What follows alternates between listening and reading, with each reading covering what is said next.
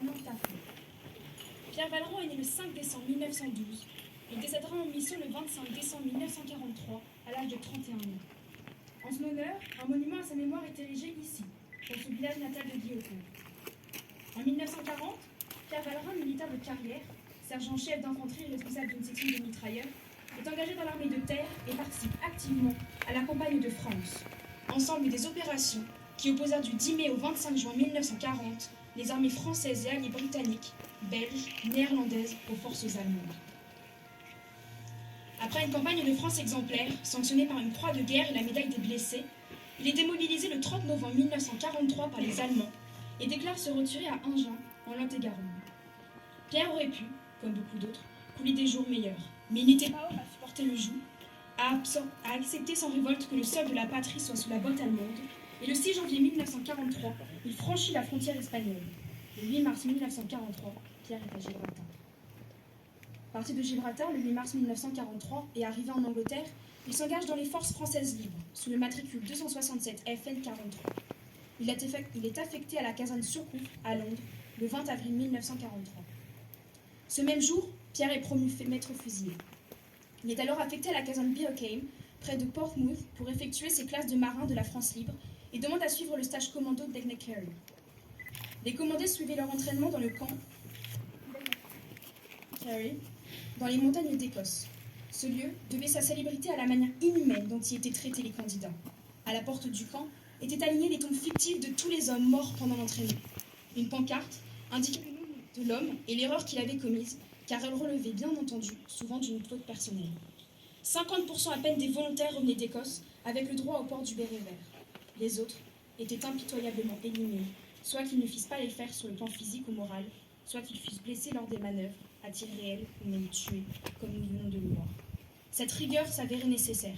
Sans elle, jamais le débarquement de 6 juin 1944 n'eût réussi. À l'issue de ce stage, ayant passé les épreuves avec succès, Pierre obtint le port du béret vert et est affecté à la première compagnie des fusiliers marins commandos. L'entraînement intensif se poursuit en vue des raids et du futur débarquement. Du 23 décembre 1943 au 20 janvier 1944, les Alliés déclenchent une série de raids sur les côtes françaises et les îles anglo-normandes dans le but d'évaluer les défenses allemandes en vue du futur débarquement. Ces raids, regroupés sous le nom du code Hardtack, montés et exécutés sauvagement, servaient également à identifier des régiments qui gardaient les côtes, les attaquer pour pressentir leur adresse ou leur valeur combative, détruire des installations de radar, enlever et déporter des prisonniers de l'autre côté de la Manche. Ces raids sondages restent pour tous les commandos les plus passionnants de toutes leurs activités.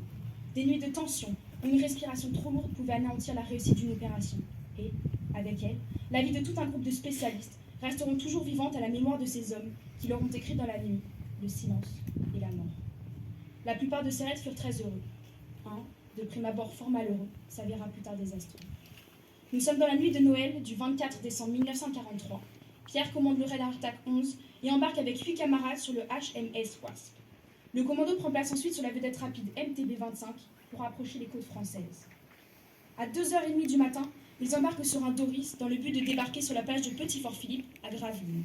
Leur mission, reconnaître les défenses allemandes. Leur mission terminée et réussie, ils tentent de regagner la vedette rapide, mais à quelques mètres du virage, le Doris prend l'eau et coule. Revenus tous indemnes sur la plage, Pierre Vallerand, excellent nageur, décide de gagner à la nage la vedette pour demander du secours et rapporter des renseignements. Il succombe de fatigue et de froid le 25 décembre 1943 lors de cette tentative. 3 membres de nationalité anglaise du commando disparaissent dans l'opération. Un par noyade, le sergent Park, et 2 autres capturés et fusillés. Les 5 autres membres du commando parviennent à échapper aux recherches des Allemands et trouvent de l'aide auprès des habitants, M. Edmund Dispich et Mme Gerhardt, puis se réfugient dans la ferme du pont de Pierre de M. Julien Brébeuf.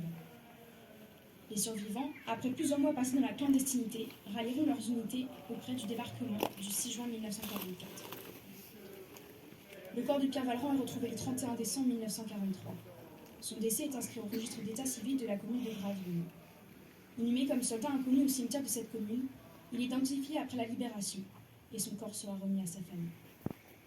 Aujourd'hui, nous rendons hommage à ce héros, Pierre Vallerand, qui était affecté au commando Quai Fort.